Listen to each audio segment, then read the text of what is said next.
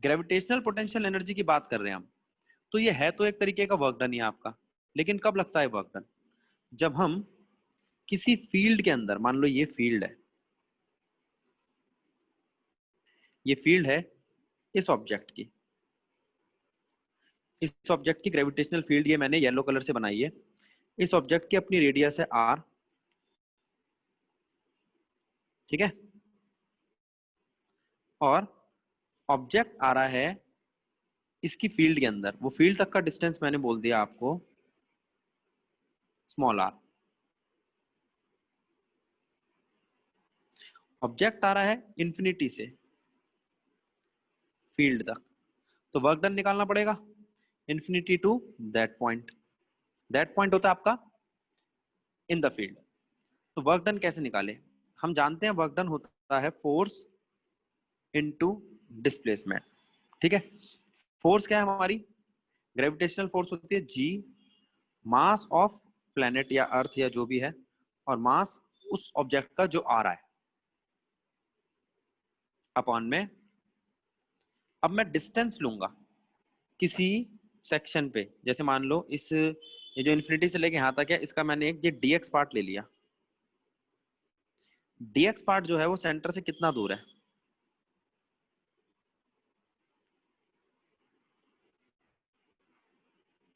dx part center से x distance पे है, तो फोर्स लगेगी G M M by x square, ठीक है। और वर्क डन क्या हो जाएगा? G M M by x square dx, integrate both side.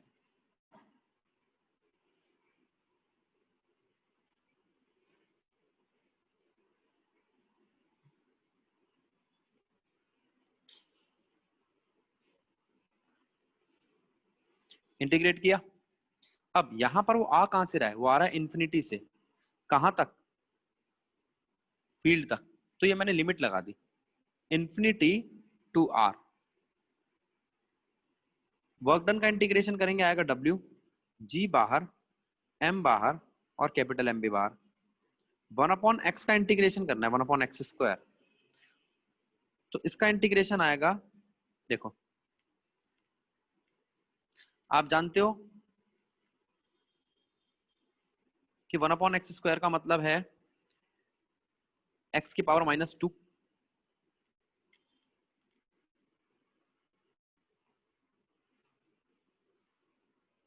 x की पावर -2 का इंटीग्रेशन क्या होगा?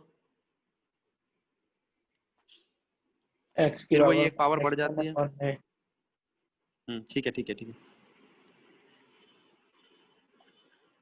एक पावर बढ़ जाती है,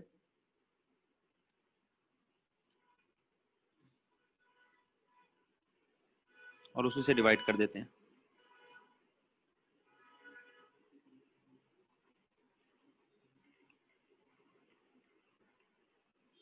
1/-x लिमिट आता है। है फिर। अब ध्यान दो, तो ये वर्क डन आपका आया G M M X raise to the power -1, और नीचे पावर वो सॉल्व हो गया है -1। अब आपको करना क्या है? x की पावर -1 का मतलब 1/x। अब 1/x में आपको एक बार r और एक बार इंफिनिटी वैल्यू रखनी है। हम जानते हैं, पहले रखते हैं हम अपर लिमिट, और फिर रखते हैं हम लोअर लिमिट। तो जो आपका वर्क डन आया वो आया -GMM/r। तो ग्रेविटेशनल पोटेंशियल एनर्जी यानी कि U आपका बन गया -GMM/r, ठीक है। क्यों? क्योंकि वर्क एनर्जी थ्योरम कहती है कि एनर्जी इक्वल है, चेंज इन एनर्जी इक्वल होती है वर्क डन के। तो यहां पे आपकी ग्रेविटेशनल पोटेंशियल एनर्जी आ गई -GMM/r, ठीक है। ध्यान रखना नेगेटिव साइन का, इसका मतलब है वहां से यहां आ रहा है, और अगर यहां से वहां जाएगा, फील्ड से बाहर लेके जाना होगा, तो ये बन जाएगा +GMM/r। तो ये है आपकी ग्रेविटेशनल पोटेंशियल एनर्जी। अब ध्यान देंगे बच्चों, अब हम बात करेंगे, अभी तो हम इलेक्ट्रॉन को किसी फील्ड में लाए थे, अब हम किसी फील्ड से, इलेक्ट्रॉन कह रहा हूं बार बार, किसी ऑब्जेक्ट को फील्ड में लाए थे, अब किसी फील्ड से हम ऑब्जेक्ट को बाहर लेके जाएंगे। ठीक है, जैसे मान लो फिर वही आपका ऑब्जेक्ट, ये उसकी फील्ड, लेकिन अब मैं क्या कर रहा हूं, इस ऑब्जेक्ट को, यहां पर एक ये ऑब्जेक्ट है छोटा सा, इस ऑब्जेक्ट को इस फील्ड से बाहर ले जाना चाहता हूं। तो मैं आपसे पूछ रहा हूं कि इस ऑब्जेक्ट को फील्ड से बाहर कैसे लेके जाऊं। ठीक है, इसको क्या दूं? तो बात आती है एस्केप वेलोसिटी की।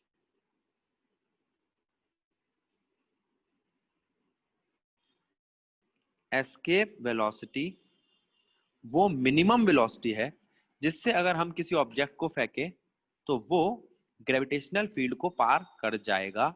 जिस भी प्लेनेट से फेंके, अगर अर्थ से फेंके तो अर्थ की ग्रेविटी को पार कर जाएगा। अर्थ के लिए ये 11.2 किलोमीटर पर सेकंड होती है एस्केप वेलोसिटी। अब आप निकालोगे कैसे एस्केप वेलोसिटी? पूरी डेरिवेशन सेम है। ठीक है, जो यहां से मैं उसको बाहर फेंकना चाहता हूं, अब मान लो मैंने कहा कि इस ऑब्जेक्ट की रेडियस है r। ठीक है, और इसकी ग्रेविटेशनल फील्ड जहां तक है वो है h हाइट। ठीक है, अब अगर मैं वर्क डन की बात करूं तो वर्क डन तो वही है आपका,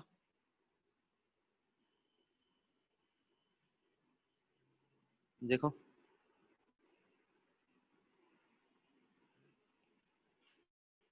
वर्क डन वही है ना। वर्क डन होगा फोर्स इनटू डिस्प्लेसमेंट, मैं इसको जहां फेंकूंगा, फोर्स है G m by x square, capital M mass है इस प्लेनेट का, स्मॉल m उस ऑब्जेक्ट का जिसको मैं फेंक रहा हूँ, x वो डिस्टेंस है जहां तक का मैं लेके चल रहा हूँ इसको, तो वर्क डन बनेगा G m by x square dx।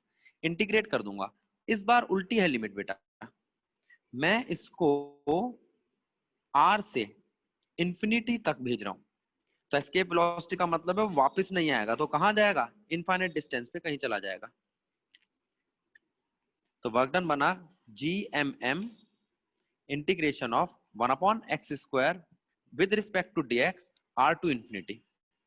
ठीक है, अब इसको इंटीग्रेट करना है तो ये टर्म्स भी सेम रहेंगी।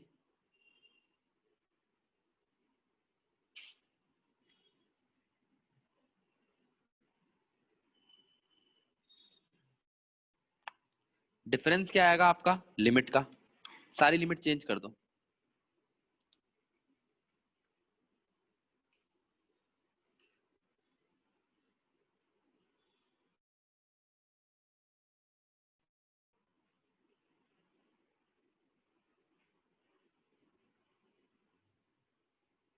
लिमिट क्या बन गई आप? r to infinity. अब जरा ध्यान दो, फिर वही हमने वर्क डन करा, एक्स स्क्वायर का इंटीग्रेशन करा, समझाने की जरूरत तो है नहीं, जो पीछे करा है वो सेम ही है। अब क्या आएगा? 1/इंफिनिटी माइनस 1/r। अब माइनस का साइन माइनस के साथ प्लस बन जाएगा, वर्क डन आएगा G m में r²। अच्छा, मैंने अभी बताया था आपको वर्क एनर्जी थ्योरम के हिसाब से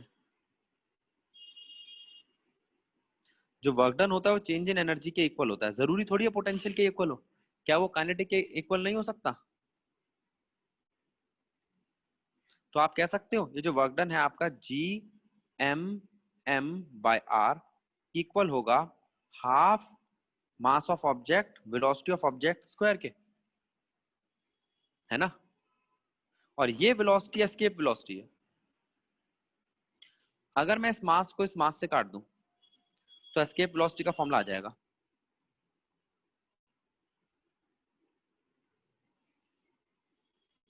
देखो क्या आएगा, escape velocity is equals to under root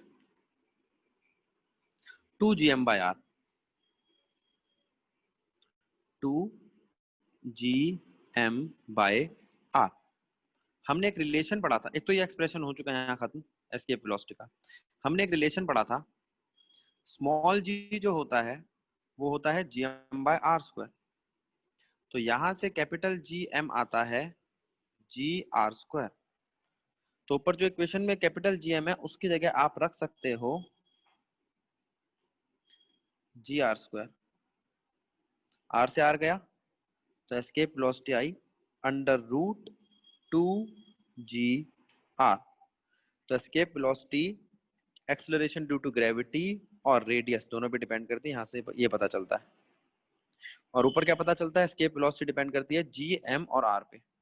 ठीक है, अब जरा ध्यान देंगे, ये जो हमारा स्मॉल आर है वो है क्या, वो है कैपिटल आर प्लस एच।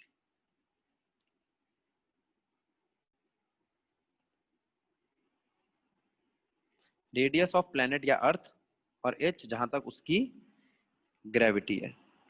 ठीक है, तो ये बना आपका एस्केप वेलोसिटी का एक्सप्रेशन। एस्केप वेलोसिटी वो मिनिमम वेलोसिटी है जिस वेलोसिटी से अगर किसी ऑब्जेक्ट को फेंका जाए तो वो प्लेनेट पे या उस, अगर हमारी अर्थ है तो अर्थ पे वापस नहीं आएगा। अगर मैं इसको कैलकुलेट करने जाऊं अर्थ के लिए तो एस्केप वेलोसिटी क्या आएगी, अंडर रूट 2 9.8 और रेडियस ऑफ अर्थ, और इसकी वैल्यू जो आती है वो आती है 11.2 किलोमीटर पर सेकेंड। अब बेटा हम बात कर रहे हैं ऑर्बिट की। ये ऑर्बिट आपने वर्ड सुना होगा। ऑर्बिट का मतलब है यहां पर दो तरीके की फोर्स लग रही है। देखो, अगर मैं चाहता हूं कि अर्थ, इसके चारों ओर कोई सैटेलाइट मूव करता रहे तो उसका एक सेट ऑर्बिट होना चाहिए। मैंने एग्जांपल ले लिया मून का। अब मून जो है वो अर्थ के अराउंड रिवॉल्व कर रहा है, किस वजह से? मैं आपसे कह रहा हूं ये जो मून है आपका, ये चक्कर काट रहा है तो अर्थ इस पे कोई फोर्स लगा रहा है, सेंट्रीपिटल फोर्स लगा रहा है। इस सेंट्रीपिटल फोर्स के बारे में देखो, ये सेंट्रीपिटल फोर्स है, ये सेंटर की तरफ लग रही है। इसका दूसरा नाम है ग्रेविटेशनल फोर्स। तो आप कह सकते हो भैया यहाँ पर एक सेंट्रीपिटल फोर्स लग रही है जो ग्रेविटेशनल फोर्स है, जो मून को अर्थ के अराउंड चक्कर कटवा रही है। तो मैंने आपसे पूछा भाई नेसेसरी सेंट्रीपिटल फोर्स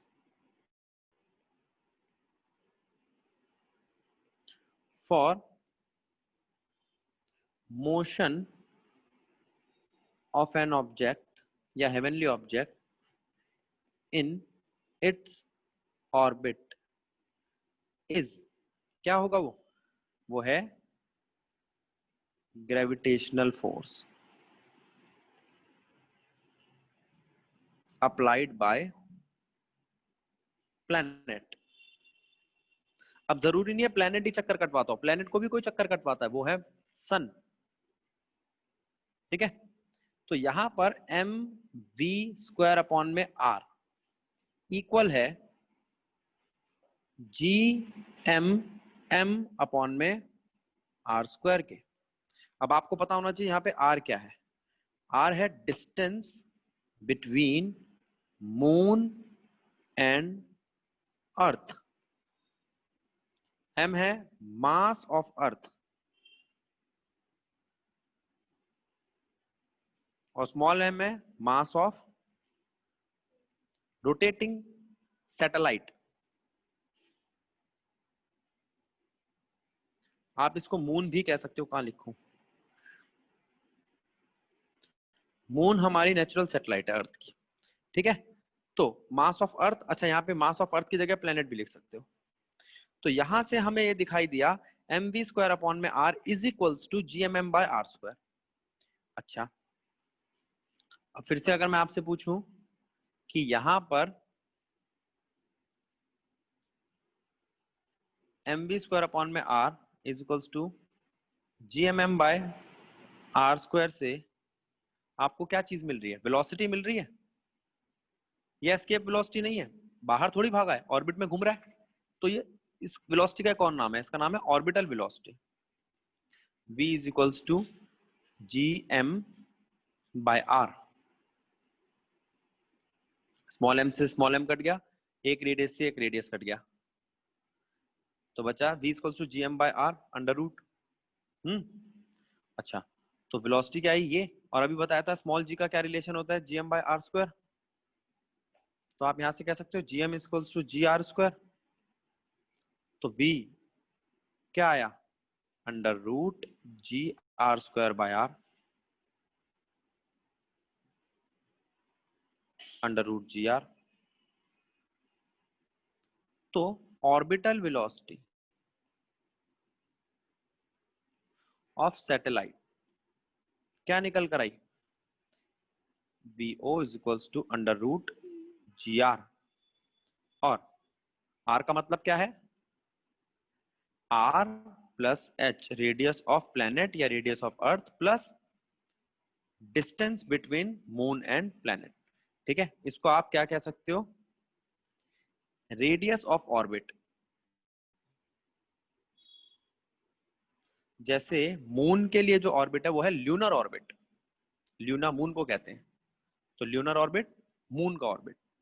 और दूसरा फॉर्मूला क्या है वी नॉट का, under root G M by R. ये दोनों फॉर्मूले याद रखने हैं आपको। अच्छा, अभी हमने थोड़ी देर पहले एस्केप वेलोसिटी निकाली थी, वो थी under root two ji are. तो मैं ये कह सकता हूं कि ऑर्बिटल वेलोसिटी और इसके बीच में अगर रिलेशन निकालना हो तो escape velocity root two time है ऑर्बिटल वेलोसिटी के।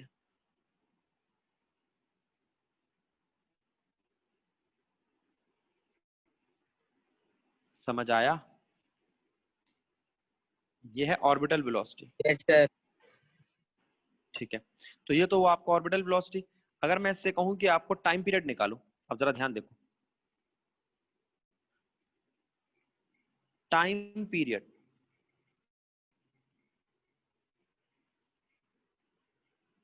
ऑफ मोशन ऑफ सैटेलाइट,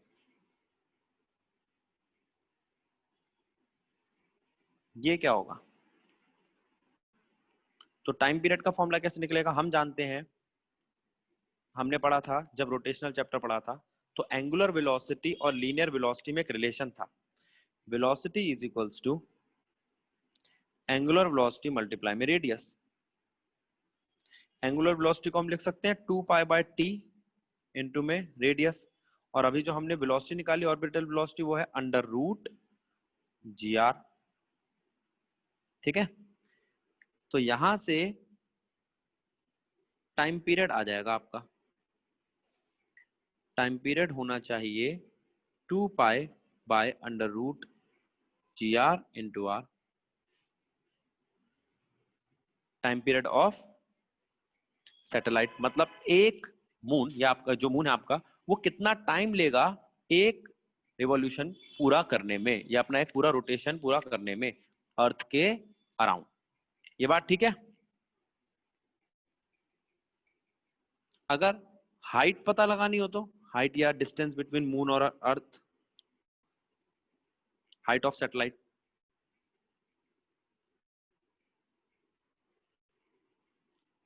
पहले आता है।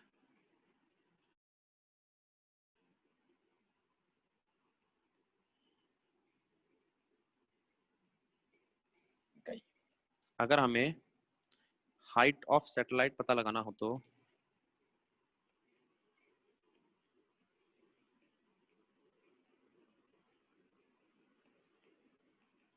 अभी हमने देखा था पीछे v is equals to under root या v square equals to G M by R. R को आप लिख सकते हो रेडियस प्लस एच, जो पता लगाना है। तो यहां से आपका हाइट ऑफ सैटेलाइट आ जाएगा। अगर आपको मास ऑफ अर्थ पता है, रेडियस ऑफ अर्थ पता है और ऑर्बिटल वेलोसिटी पता है, तो हाइट ऑफ सैटेलाइट आ जाएगा यहां से h। Yes sir. ठीक है, तो ये आपके एक्सप्रेशन हो गए सैटेलाइट के लिए। नेक्स्ट क्लास में मैं आपको ये बताऊंगा सैटेलाइट कितने टाइप्स की होती है।